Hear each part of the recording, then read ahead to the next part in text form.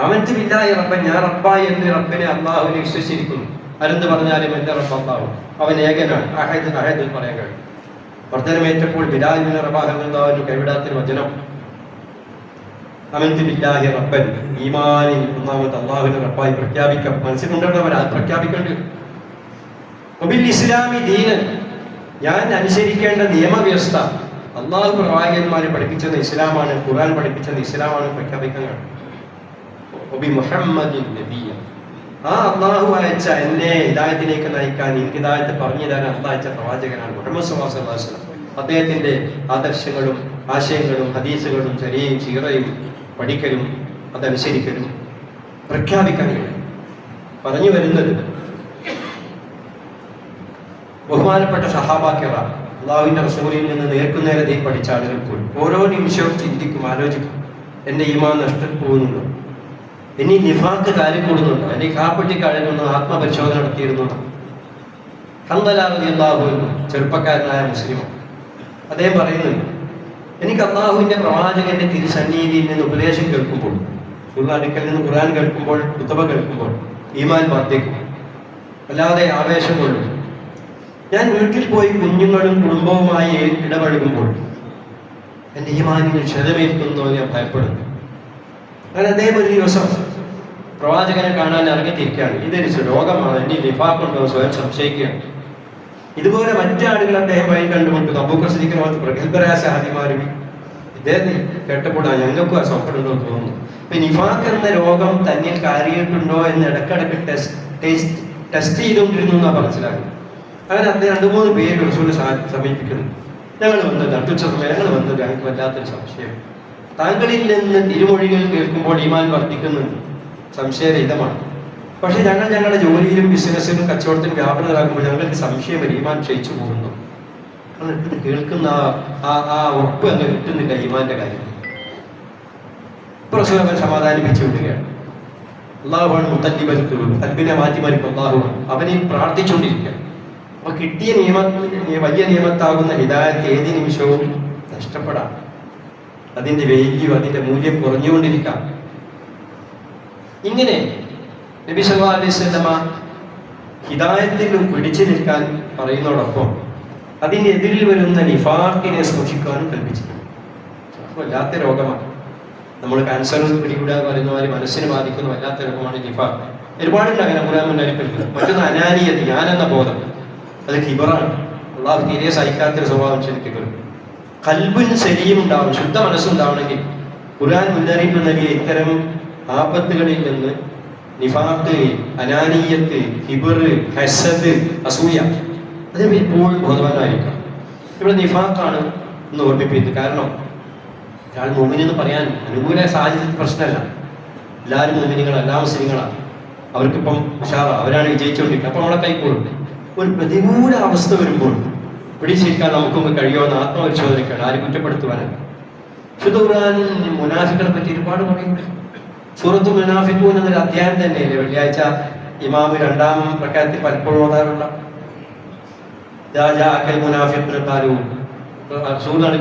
ഞങ്ങൾ റസൂൽ വിശ്വസിക്കുന്നു, അള്ളാഹുവിന് അറിയാൻ നിങ്ങൾ എന്താണെന്ന് അവർ മറുപടി എടുക്കുന്നു. മക്കയിൽ നിഫാഖ് ഉണ്ടായിരുന്നു, മുനാഫിഖുകൾ ഉണ്ടായിരുന്നില്ല. എന്താ കാരണം? അവിടെ മുസ്ലിമാന്ന് പറയുന്നതാണ് പ്രയാസം, മുസ്ലിമാണ് പ്രഖ്യാപിക്കുന്നവരാണ് നഷ്ടം സഹിക്കേണ്ടിയിരുന്നത്. എന്നാൽ മദീനയിൽ എത്തിയപ്പോൾ ഇസ്ലാം വികസിക്കുകയും സൗകര്യങ്ങളും നേതൃത്വവും അധികാരവും വന്നപ്പോൾ ഇസ്ലാമിന്റെ ഒഴുക്കാണ്. അപ്പൊ മുസ്ലിം ആകുന്നത് എടുക്കാം. അപ്പൊ മനസ്സിൽ ഈമാനില്ലാതെ ഞങ്ങൾ മുസ്ലിങ്ങളാണ് പറയുന്ന സുഖമായ കാലഘട്ടത്തിൽ ആണ് നിഫാഖ് ഉത്ഭവിക്കുന്നത്. അബ്ദുല്ലാഹി ബിൻ ഉബയ്യ് ബിൻ സുലൂൽ എന്നൊരു നാട്ടുകാരനവരുണ്ടായിരുന്നു മദീനയിൽ. ഔസ്, ഖദ്റജ് 2 പ്രധാന ഗോത്രങ്ങളാണ് മദീന റസൂൽ ഹിജ്റയ്ക്ക് മുമ്പുണ്ട്. അവർ തമ്മിൽ തല്ലി നശിച്ച് അവർ തന്നെ തീരുമാനമെടുക്കണം, നമ്മളൊരാളെ രാജാവാണ് കഴിക്കണം, നേതൃത്വം നിയമമൊക്കെ വേണം, അയ്യോക്കുള്ളവൻ കാര്യക്കാൻ ശരിയല്ല. അങ്ങനെ അവർ തീരുമാനിച്ച വ്യക്തി കൂടിയായിരുന്നു രാജാവാക്കാൻ ഈ ഉബയ്യ് ബിൻ സുലൂൽ, അബ്ദുല്ലാഹ് പേര്. പിന്നെ അദ്ദേഹം ഒരു ചരിത്ര സംഭവമായി മാറുക. പക്ഷെ അദ്ദേഹം ഉള്ളിൽ ലവയശം ഈമാനുണ്ടായിരുന്നു. എല്ലാവരും മുസ്ലിമായ പാട് മുസ്ലിമായി. പല ഘട്ടത്തിലും ഇസ്ലാമിൽ അദ്ദേഹം ദോഷം ചെയ്യും. നമുക്കറിയാം, ഉഹദ് യുദ്ധത്തിൽ മുസ്ലിമായി പള്ളി വരുന്നുണ്ട്, നിസ്കരിക്കുന്നുണ്ട്, റസൂലിന്റെ മതി എത്രമാത്രം അദ്ദേഹം ഇസ്ലാമായി പ്രകടിപ്പിച്ചു എന്നറിയും. അഭിനയിക്കണം. അള്ളാഹുവിന്റെ റസൂൽ മദീന പള്ളിയിൽ ഖുതുബക്ക് വന്നാൽ ഖുതുബ തുടങ്ങുന്നതിന് മുമ്പ് ഇയാൾ ഞാൻ കാരണവരെന്ന് കാണിക്കാൻ കൂടിയുള്ള സന്ദർഭം എഴുന്നേറ്റുന്ന ഒരു പുറംകുത്തു നടത്തുന്നില്ല പ്രസംഗം നമ്മുടെ മത്സരത്തിന്റെ മാതിരി. അള്ളാഹുവിന്റെ റസൂൽ പ്രസംഗിക്കാണ്, എല്ലാവരും ശ്രദ്ധിച്ച് കേൾക്കണം, അദ്ദേഹത്തെ അനുസരിക്കണം എന്ന ഒരു സ്വാഗതം പറഞ്ഞിട്ടാണ് ഖുതുബ തുടങ്ങിയത്. അത്രമാത്രം അദ്ദേഹം ഇസ്ലാമിന്റെ ആളാണ് പ്രഖ്യാപിക്കുക. അതോടൊപ്പം കടും ചതി ഇസ്ലാമിന് വരുത്തി വെച്ചു. ചരിത്രം നീണ്ട ചരിത്രമാണ്. അത് നിങ്ങൾക്ക് സൂറത്തുൽ മുനാഫിഖിന്റെ മുഖവരയിൽ വായിച്ചാൽ കിട്ടും. ഉഹദ് യുദ്ധത്തിന് പോയപ്പോൾ മക്കയിൽ നിന്ന് മദീന ആക്രമിക്കാൻ വന്നത് 3000 ശത്രുക്കളാണ് മുശ്രിക്കുകൾ. നബി സ്വല്ലല്ലാഹു അലൈഹി വസല്ലം പ്രതിരോധിക്കാൻ പുറപ്പെടുന്ന കേവലം 1000 ഭടന്മാരുമായിട്ടാണ്.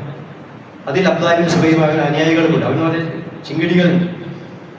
യാത്ര ആരംഭിച്ചപ്പോൾ അബ്ദുല്ലാഹ് ബിൻ സ്വതന്ത്രപരമായി റസൂലുള്ളാഹിനെ വഞ്ചിച്ച് സൈന്യത്തിൽ നിന്ന് പിന്തിരിഞ്ഞുകൊണ്ട് ഒരിക്കൽ ഇറങ്ങി പുറപ്പെട്ട് പിന്നെ പിന്തിരിഞ്ഞു. എന്തുമാത്രം ക്ഷീണമുണ്ടാകും ആ സൈന്യത്തിൽ. ളായുബയ്യും 300ഓളം തൻ്റെ ഭടന്മാരുമായി പിന്തിരിഞ്ഞു. അപ്പോൾ ഈ 3000 ശത്രുക്കൾ നേരിടുന്ന റസൂലും 700 ആളുകൾ കൂടിയിട്ടാണ് അവിടെ അദ്ദേഹം തുടങ്ങുന്നത്. ബനൂ മുസ്തലിഖ് യുദ്ധം ഹിജ്റ 6-ാം വർഷം. ജൂതന്മാർ റസൂലുമായി കരാർ ലംഘിച്ചപ്പോൾ അവരുമായിട്ടൊരു നടപടി വേണ്ടിയുണ്ട്. ആ ഘട്ടത്തിലും അള്ളാഹുവിനെ ഒരുപാട് കുഴപ്പങ്ങൾ ഉണ്ടാക്കുന്നുണ്ട്. നിങ്ങളുടെ ചരിത്രമാണ്, അതിലേക്കല്ലോ ഖുർആൻ അവരെ പറ്റി പറഞ്ഞ വാക്യം മാത്രം ഉദ്ധരിക്കുന്നത് നമ്മിൽ ഈ അസുഖം വരാതെ സൂക്ഷിക്കാനാണ്. ഈമാനുള്ളവർക്കാണ് ഈ നിഫാഖ് കാര്യമില്ല. ഈമാനുള്ളവരെയാണ് പിശാചി പിടികൊള്ളുക. സൂറത്ത് നിസായിൽ അവരുടെ സ്വഭാവം അല്ലാതെ വിവരിക്കുന്നുണ്ട്. ദീർഘമായ ഒരു 8-9 ആയത്തുകൾ അതിനുവേണ്ടി അത് ഉപയോഗിക്കുന്നുണ്ട്. ബശീരിൽ മുനാഫിഖീന ബിഅന്ന ലഹും അദാബൻ അലീമ. റസൂലെ മുനാഫിഖുകളെ മുന്നറിയിപ്പ് കൊടുക്കണം. സന്തോഷ വാർത്ത അടിച്ചോ. സന്തോഷ വാർത്ത എന്നൊരു രഹസ്യമായ പ്രയോഗം കൂടിയാണ്. അവർക്ക് കഠിനമായ ശിക്ഷയാണ്. അല്ലദീന യത്തഖിദൂന കാഫിരീന ഔലിയാ മിൻ ദൂനിൽ മുഅ്മിനീൻ. അവർ വിശ്വാസികളെ അല്ല കാഫിറുകളെയാണ് വലിയാക്കി കൊണ്ടുനടക്കുന്നത്. മുസ്ലിം സമൂഹം ഒരുപാട് പ്രയാസം നേരിടുന്ന ഈ ഘട്ടത്തിൽ മുസ്ലിം ഉമ്മത്തിന്റെ ഖൈറിന് നിൽക്കേണ്ട പകരം നമ്മൾ ഇസ്ലാമിനെ ഒറ്റുകൊടുക്കുന്നവരുടെ, ഇസ്ലാമിനെ എതിർക്കുന്നവരുടെ ഭാഗത്ത് രഹസ്യമായിട്ടെങ്കിലും കൂടുകയും അവർക്ക് പിന്തുണയ്ക്കുകയും ചെയ്യുന്നുണ്ടെങ്കിൽ അവിടെ മുനാഫിഖ് ലക്ഷണം വരുന്നുണ്ട്. ഒരു വിശ്വാസമായ മാത്രമല്ല, അവരുടെ ആശയത്തിലും മതസംഘടനകൾ ഇപ്പോൾ നടന്നിട്ട് ചർച്ചകളൊക്കെ മനസ്സിലാലോചിച്ചോട് ആരും പേര് പറയണം. ഇസ്ലാം കടുത്ത ഭീഷണിയും നിലനിൽപ്പും ചോദ്യം ചെയ്യപ്പെടുന്ന സന്ദർഭത്തിൽ പോലും നമ്മൾ മതസംഘടനകളെ പോലും എൻ്റെ കാര്യം എന്ന് പറഞ്ഞ് ഭിന്നിപ്പുകളും ഗ്രൂപ്പിസവുമായിട്ട് ഇസ്ലാമിൻ്റെ മൊത്തമുള്ള താല്പര്യം ബലി കൊടുത്തുകൊണ്ടിരിക്കുക. ശത്രുക്കളോട് പോലും രഹസ്യ സംഭാഷണം നടത്തി ഒറ്റുകൊടുത്തുകൊണ്ടിരിക്കുക. ഈ സ്വഭാവം വ്യക്തികളിൽ ഉണ്ടാകാൻ പാടില്ല, സംഘടനയിൽ ഉണ്ടാകാൻ പാടില്ല എന്നാണ് ഖുർആൻ. അവർക്ക് കടുത്ത വേദനയെ പറ്റി വാർത്ത അറിയിച്ചു കൊടുക്കും എന്ന് പറഞ്ഞ് ഒരുപാട് ഗുണം പറയുമ്പോൾ ഒരാഴ്ച നിങ്ങൾ ഓതി കൽപ്പിച്ചതാണ്. ഇന്നൽ മുനാഫിഖീന യുഖാദിഊന. ഈ കപടവിശ്വാസികൾ അല്ലാഹുവിനെയാണ് വഞ്ചിക്കുന്നത് എന്നാണ് അവരുടെ വിചാരം. പക്ഷെ അവർക്ക് അതിന് കഴിയില്ല. അല്ലാഹു ഓരോ ഖാദിയും അല്ലാഹുവിനെ യഥാർത്ഥത്തിൽ വഞ്ചിക്കാൻ പോകുന്നു. ഇദാ ഖാമൂ ഇല സ്വലാത്തി, അവ നമസ്കരിക്കാൻ വേണ്ടി നിന്നാൽ സ്കരിക്കുന്നവർ വരും, അല്ലെങ്കിൽ മുസ്ലിമാന്ന് മറ്റൊന്നും ഇരിക്കില്ലല്ലോ, സ്കാരത്ത് വരും. പക്ഷേ വരുന്ന കാമു കുസാല, മടിയന്മാരായിട്ടാണ്. ആർക്കോ വേണ്ടി വരും. ആരും അതിന് നമുക്ക് സ്വഭാവം നമുക്ക് വേണ്ടി ഒഴിവാക്കി കേൾക്കുമ്പോൾ ഉണരാനും പള്ളിയിൽ പോകാനും തപ്പുകളോടെ ആർദ്ധവത്തോടെ നമസ്കരിക്കുന്നതിന് പകരം കാമു കുസാല, അവർ മടിയോടുകൂടിയാണ് അതിൽ പങ്കെടുക്കുന്നത്. ആളുകളെ കാണിക്കാൻ വേണ്ടിയാണ്. ഇരിയാകുന്നാണ് ഇത് പറയുന്നത്. ആളെ കാണിക്കാൻ വേണ്ടി ബാധ്യത. അത് ഇരുതരം ശിർക്ക് കൂടിയാണ്. കാരണം അള്ളാഹിന്റെ അടുത്ത് കിട്ടുന്ന കൂലി ജനങ്ങളിൽ പ്രതീക്ഷിക്കണം. ഷിർക്കുൻ ഖഫീഫ്, ലഘുവായ ഷിർക്ക് എന്ന് പോലും ഈ റിയാവിനെ വിളിച്ചിട്ടുണ്ട്. അവർ വളരെ തുച്ഛം മാത്രമേ, കുറച്ച് മാത്രമേ അള്ളാഹിനെ സ്മരിക്കുള്ളൂ. നമ്മുടെ മനസ്സിൽ അള്ളാഹിന്റെ ബോധം ഉണ്ടെങ്കിലേ ഈമാൻ പിടിച്ചെടുത്താൻ കഴിയുള്ളൂ, ഹിദായത്ത് നിലനിർത്താൻ കഴിയുള്ളൂ. എപ്പോഴും അള്ളാഹിനെ സ്മരിച്ചുകൊണ്ടിരിക്കുക, അതിന് പറ്റിയ വാക്കുകൾ പറയും, അതിന് പറ്റിയ ചിന്ത ഉണ്ടായിരിക്കുക. അതാണ് ഈ നിഫാഖിനെ തട്ടാനുള്ള ഒഴിവാക്കണം. ഇവർ അള്ളാഹിനെ പറ്റി വല്ലാതെ ഓർക്കൂല. നിർബന്ധിതാവസ്ഥയിൽ വേണ്ടി വരും മാത്രമേ അള്ളാഹിനെ അവർ ഓർക്കുകയുള്ളൂ.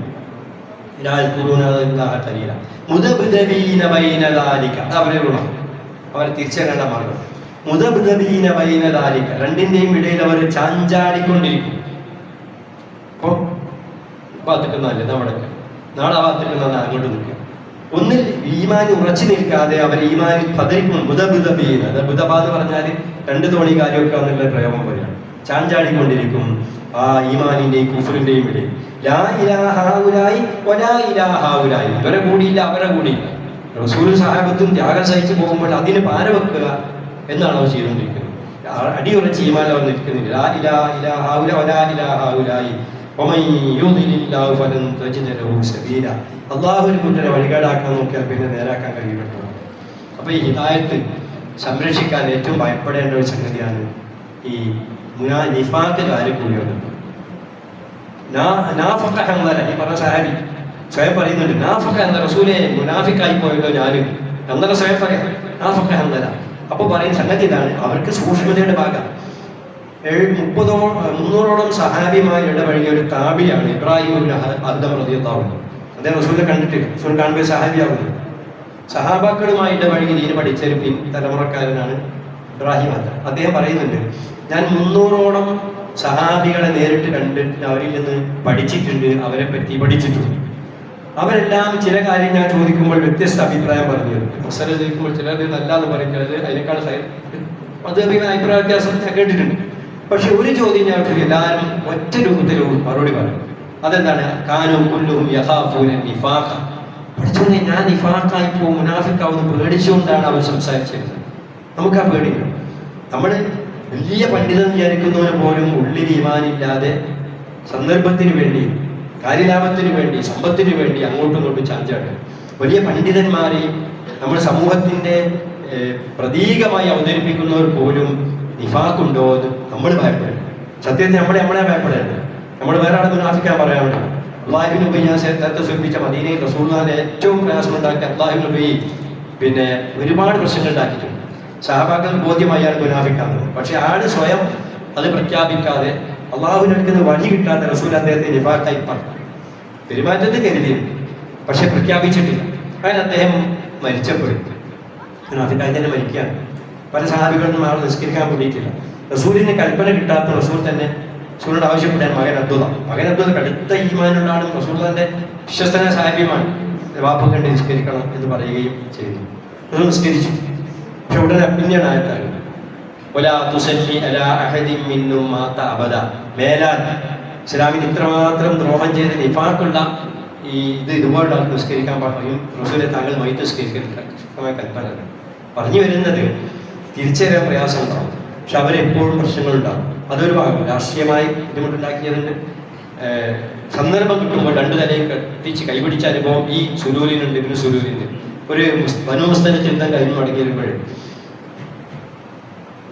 മുസ്ലിങ്ങളിൽപ്പെട്ട രണ്ട് ഭടന്മാർ തമ്മിൽ ചെറിയൊരു അഭിപ്രായ വ്യത്യാസമാണ്. സ്വാഭാവികമായി ഒരാൾ മദീനക്കാരനാണ്, ഒരാൾ മക്കത്ത് നിന്ന് ഹിജ്റ വന്ന ആളുമാണ്. രണ്ട് സാധാരണക്കാരൻ. ഒരു വെള്ളം സ്വീകരിക്കുമ്പോൾ തർക്കമുണ്ടായി. വെള്ളം മുക്കിനോട് ഉന്തുതണ്ടുണ്ടായി വാക്കേറ്റുണ്ടായി. ചുരുക്കി പറഞ്ഞാൽ ഈ മുഹാജിറായ സഹാബി മദീനക്കാരനായ ഒരാളെ ഒന്ന് കയ്യേറ്റ് നിന്ന് കൊടുത്തു, കാലുകൊണ്ട് ചവിട്ടിയെന്നാണ്. അത് ഏറ്റവും വലിയ അപമാനം. അദ്ദേഹം വിളിച്ചു, ജാഹിലിയ്യ കാലത്തെ വിളിച്ചു കരച്ചിലുണ്ട്, ഓടി വരുമോ എന്ന അർത്ഥത്തിൽ. അപ്പൊ എല്ലാവരും ഓടിക്കൂടിയപ്പോൾ രണ്ട് കക്ഷിയായി കഴിഞ്ഞു. അൻസാരിയുടെ ഭാഗത്തും മുഹാജിറുകൾ. ഈ മുഹാജിർ ഉമർ റളിയല്ലാഹുവിന്റെ ഭടൻ കൂടിയാണ്, സാദിമ കൂടിയാണ്, വേലക്കാരനാണ്. ഉമറിന് വേണ്ടി വെള്ളെടുക്കാൻ പാടില്ല. അപ്പൊ ജാഹിലിയ്യ കാലത്തെ കക്ഷി ചേരലും മുന്തും തണ്ടും വലിയൊരു കലഹത്തിന്റെ പക്കലെത്തിയപ്പോൾ വൈകിയാണ് 30 പേർ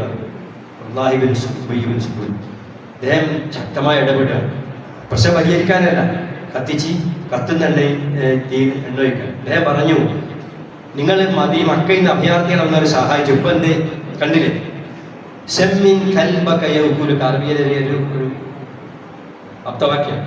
അതുപോലെ അതിനപ്പോ സെമ്മിൻ കൽബക്ക, നീ നിന്റെ നായെ തടിപ്പിച്ചോ, തീറ്റിപ്പോറ്റി തടി വെപ്പിച്ചോ, യൗക്കൂലുക, അവസാനം അതന്നെ കടിക്കും എന്ന് പറഞ്ഞതുപോലെ ആയി. ഞങ്ങൾ മുഹമ്മദിനെ സഹായിച്ചിട്ടല്ലേ? മുഹമ്മദിന്റെ ആള് ഒരു അഭയാർത്ഥിയെ വന്നതിന് അൻസാരിയായ ഹദറജ് തന്റെ ഗോത്രക്കാരനായ ഒരാളെ കയ്യേറ്റം ചെയ്തെന്ന് പറഞ്ഞ് നന്നായിട്ട് സുൽസലാസം ഉടനെ അവിടെ ഇടപെട്ട് പ്രശ്നം പരിഹരിച്ചു.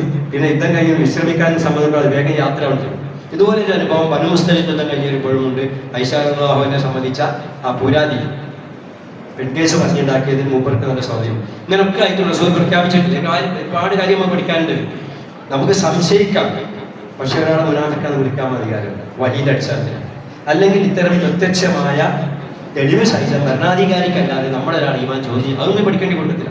നമ്മൾ വേഗം പറയും മറ്റോ മുനാ പറയാൻ പാടില്ല, വ്യക്തി നമ്മൾ പറയാൻ പാടില്ല, വ്യക്തിനെ മുശരിക്കുന്നു വിളിക്കാൻ പാടില്ല. പ്രത്യക്ഷമായി നടപടി നമ്മൾ പ്രത്യക്ഷത്തിൽ തെളിവനുസരിച്ച് വിധി പറയാൻ പാടില്ല. ബാക്കി അത് അള്ളാഹു. അത് മറ്റൊരു വിഷയം പറഞ്ഞാൽ ആ വിഷയമല്ല, നമ്മളെ ബാധിക്കുന്ന വിഷയമാണ്. എപ്പോഴും ഈമാൻ പുതുക്കിക്കൊണ്ടിരിക്കണം, അത് ഇളകിക്കൊണ്ടിരിക്കുന്ന ഒരു സംഗതിയാണ്. ഈ കാലഘട്ടത്തിലാണെങ്കിലോ ഈമാന് നിലനിർത്താനാണ് പ്രയാസം. മുനാഫിക്കിനെ തിരിച്ചറിയാവുന്ന മറ്റൊരു സന്ദർഭമാണ് ചെലവഴിക്കാൻ പറയുന്നത്. ഖുർആൻ തന്നെ പറയുന്നത് അംഫിഖൂ മിമ്മാ റസഖ്നാകും എന്ന് പറയുമ്പോൾ ഓല കിട്ടൂല. ചെലവഴിക്കാൻ അള്ളാഹുവിന്റെ മാർഗത്തിൽ ചെലവഴിക്കാൻ അവർ തയ്യാറല്ല. മറ്റൊരു ലക്ഷണം 3 ഗുണങ്ങൾ പറയുന്നുണ്ട്, 3 ലക്ഷണങ്ങൾ മുനാഫിക്കിനെ തിരിച്ചറിയാം. ആയത്തിൽ മുനാഫിഖ് തലാത്ത് 3 കാര്യങ്ങളാണ് അവരുടെ അടയാളങ്ങൾ. ഇതാ ഹദ്ദഥ കദിബ, സംസാരിച്ച നുണ പറയും. വഅദാ വഅദ അഖ്ലഫ, കരാർ ചെയ്താൽ ലംഘിക്കും. നമ്മൾ ഗൾഫ് യുദ്ധത്തിൽ പലസ്തീൻ പ്രശ്നത്തിലൊക്കെ കരാർ ലംഘിച്ചുകൊണ്ട് കാണുന്ന ജൂതന്മാരുണ്ട്. അത് അവരുടെ ലക്ഷണം. വഅദ ചെയ്താൽ ലംഘിക്കും. വൈദ ഇത്തുമിന ഖാന, വിശ്വസിച്ചാൽ ചതിക്കും. ഇതൊക്കെ നമ്മൾ വായിച്ചു പോകണം. നമ്മളിൽ ഗുണം ഉണ്ടാവരുത് പറയാനാണ്. വിശ്വസിച്ചാൽ ചതിക്കാൻ പാടില്ല. അള്ളാഹു റസൂൽ വളരെ നഷ്ടം സഹിച്ചല്ലേ കരാർ പാലിച്ച് ഹുദൈബിയ സന്ധിയിൽ ഒപ്പിട്ട് കഴിഞ്ഞ് അത് പോയപ്പോഴേക്കും അത് ആ സന്ധിക്ക് വിരുദ്ധമായ ഒരു സഹാബി ഇസ്ലാം സ്വീകരിച്ച് ചോരൊഴിപ്പിച്ച് ചങ്ങല പൊട്ടിച്ചു റസൂൽ അള്ളാഹു റസൂലെ എന്നെ രക്ഷിക്കണം, എന്നെ ഏറ്റെടുക്കുന്ന പറയാണ്. റസൂൽ പറഞ്ഞു പറ്റൂല, ഞങ്ങൾ സന്ധിയിൽ ഒപ്പിട്ട് കരാർ ലംഘിക്കാൻ പാടില്ല. അദ്ദേഹത്തെ തിരിച്ചയക്കണം മനമില്ല മനസ്സോടെ. അപ്പൊ പ്രയാസമുണ്ടെങ്കിലും കരാർ പാലിക്കുക അത് ഈമാനിന്റെ ലക്ഷണമാണ്. കരാർ ലംഘിക്കുക അത് നിഫാഖിന്റെ ലക്ഷണമാണ്. ഖുർആൻ വളരെ കൈകാര്യം ചെയ്ത ഒരു മുന്നറിയിപ്പാണ് നിഫാഖ്. അത് വരാതെ സൂക്ഷിക്കുക. അവുന്നത്ര ഈമാൻ പിടിച്ചെടുക്കുന്നതോടൊപ്പം റബ്ബിനോട് പ്രാർത്ഥിച്ചുകൊണ്ടിരിക്കുക. അതിൽപ്പെട്ട ഒരു പ്രാർത്ഥനയാണ് യാ മുഖല്ലിബൽ ഖുലൂബ് സബ്ബിത് ഖൽബി അലാ തഅതിക്. നമസ്കാരശേഷവും മറ്റൊക്കെ റസൂൽ പ്രാർത്ഥിച്ചിരുന്ന അതിശയമായ പ്രാർത്ഥനയാണ്. ഹൃദയത്തെ ഇളക്കിക്കൊണ്ടിരിക്കുന്ന റബ്ബ്, യാ മുഖല്ലിബൽ ഖുലൂബായ നാഥ, എൻ്റെ കൽബിനെ നീ നിന്റെ അനുസരണം ഉറപ്പിച്ചു നിർത്താൻ വേണം. അല്ലാഹു സുബ്ഹാനഹു വ തആല വിഷമഘട്ടങ്ങളിൽ പ്രയാസഘട്ടങ്ങളിൽ പതറിപ്പോവാതെ ഈമാനിൽ അടിയുറച്ചു നിന്നുകൊണ്ട് നിഫാഖിനെ കാത്ത് കരുതിക്കൊണ്ട് ജീവിക്കുവാൻ, അങ്ങനെ ഈമാനോടെ ജീവിച്ച് ഈമാനിൽ നോക്കാൻ നമുക്കൊക്കെ തോഫീക്ക് നൽകുമാറാണ്. ഇത്തരം പരീക്ഷണ ഘട്ടങ്ങളിൽ സഹിക്കാനാവാത്ത പരീക്ഷണത്തിൽ അല്ലാഹു നമ്മളെ കാത്തുരക്ഷിക്കുമാറാണ്. എന്ന് പ്രാർത്ഥിച്ചുകൊണ്ടിരിക്കണം. അല്ലാഹു ഈമാൻ നൽകി ഈമാനിന്റെ മാർഗത്തിൽ പരലോകത്തിൽ ജീവിക്കുന്ന ഭാഗ്യന്മാരെ നമ്മെ എല്ലാവരും ഉൾപ്പെട്ട് അനുഗ്രഹിക്കുമാറാണ്. സഹോദരന്മാരെ, നമ്മുടെ നിലനിൽപ്പിന്റെ വലിയ പ്രശ്നമാണല്ലോ ഇപ്പോൾ നടന്നുകൊണ്ടിരിക്കുന്ന SIR, നമ്മുടെ വോട്ടവകാശം അല്ല പൗരത്വാവകാശം നിഷേധിക്കുന്നു. അത് നിയമാനുസൃതമായി കൃത്യമായി നൽകിയിട്ടുണ്ട് എന്ന് ഉറപ്പുവരുത്തുക. അതിൽ അശ്രദ്ധയുള്ള വീട്ടിൽ ആണുങ്ങളൊക്കെ ഇല്ലാത്ത കുടുംബങ്ങളുടെ പരിസരം നമ്മുടെ അയൽപ്പക്കത്തുള്ളവരൊക്കെ അത് ചെയ്യണോ എന്ന് ഉറപ്പുവരുത്തുക. നിയമപരമായി ചെയ്യേണ്ടതെല്ലാം ചെയ്യുക, എന്നിട്ടാണ് നമ്മൾ പ്രാർത്ഥിക്കേണ്ടത്. അപ്പോൾ അത് കാര്യം അതിൻ്റെ സമയം അവസാനിക്കാൻ പോവാൻ. അതിൽ എൻ്റെ കാര്യം ശരിയായി പറഞ്ഞാൽ പോരാ, ശരിയാവാത്തവരുടേത് ശരിയാക്കി കൊടുക്കാൻ നമ്മുടെ കൂട്ടമായ ശ്രമം വേണം. അതൊരു ഫർള് കിഫയായി തന്നെ കാണണമെന്ന് ഓർമ്മിപ്പിക്കുകയാണ്. അക്കാര്യം ഓർമ്മിപ്പിക്കുവാൻ മുസ്ലിം നേതൃത്വം ഖുതുബയിലൂടെ ഉമ്മത്തിനെ ഓർമ്മിപ്പിക്കാൻ ആവശ്യപ്പെട്ടിട്ടുമുണ്ട്. അതുകൊണ്ട് പരസ്പരം നമ്മൾ അറിയുന്നവരൊക്കെ അത് വൃത്തിയാക്കി ശിക്ഷിച്ചുണ്ട്. അതുപോലെ മറ്റൊരു വലിയ പ്രശ്നമാണ് ഇപ്പോൾ വഖഫ് നിയമം പാസ്സാക്കി നമ്മളൊക്കെ പ്രതിഷേധിക്കുകയും പാടുതാക്കി ചെയ്തു. അതാണ് വെച്ചിട്ട് ഇപ്പോൾ അത് വളരെ വളരെ ഭംഗിയായി ഫാസിസ്റ്റ് നേതൃത്വം നടപ്പാക്കിക്കൊണ്ടിരിക്കുകയാണ്. അത് രജിസ്റ്റർ ചെയ്തണം, അതിനും ഇത്രാന്തി മുമ്പ് ചെയ്തുകൊള്ളണം. വളരെ പ്രയാസകരമാണ്. ഒരുപാട് രേഖകൾ ഹാജരാക്കണം. ശരിക്കും പറഞ്ഞാൽ പരീക്ഷണത്തിൻ്റെ ഘട്ടത്തിലാണ് ഇതെല്ലാം നിയമപരമായി ചെയ്യുക.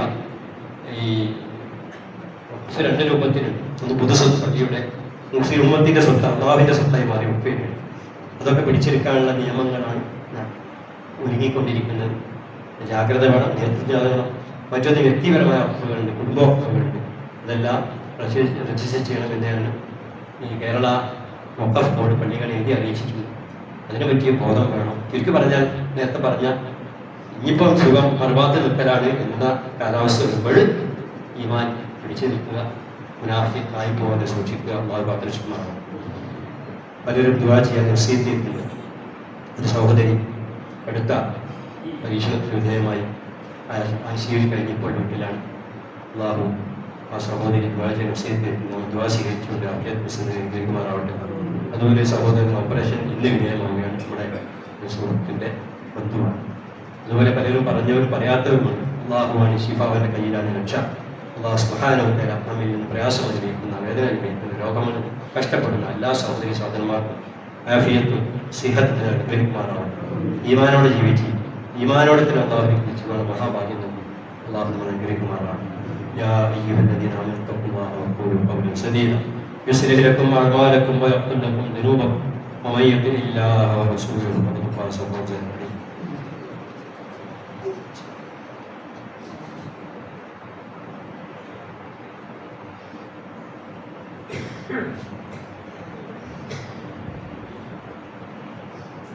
إن الحمد لله الذي أنعمنا وهدانا إلى دين الإسلام نحمده ونستعينه ونؤمن به ونتوكل عليه اللهم صل على محمد وعلى آل محمد كما صليت على إبراهيم وعلى آل إبراهيم إنك حميد مجيد. عباد الله أوصيكم وإياي ثانيا بتقوى الله.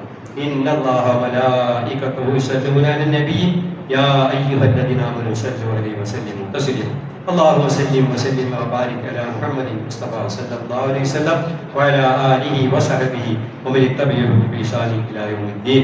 اللهم أطلنا الشرف الخلفاء الراشدين وعن بقية أصحاب رسولك أجمعين.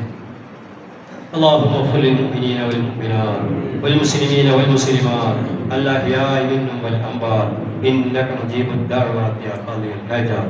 اللهم أجرنا من النار، اللهم أجرنا من النار، اللهم أجرنا من النار. اللهم لا تشفي خلقنا بالنار ولا تجعلنا من حطب النار. اللهم أعز الإسلام والمسلمين وأذل الشرك والمشركين. اللهم دمر أعداءك وأعداء الدين. اللهم إنا نسألك علما نافعا ورزقا واسعا وشفاء من كل داء. اللهم اشف أمراضنا، اللهم اشف أمراض مرضانا، اللهم اشف أمراض من أوصانا بالدعاء يا شافي الأمراض. ربنا هب لنا من أزواجنا وذرياتنا قرة أعين واجعلنا للمتقين إماما. اللهم حسن مرادنا واقض حوائجنا وأد ديوننا يا قاضي الحاجات. ربنا آتنا في الدنيا حسنة وفي الآخرة حسنة وقنا عذاب النار.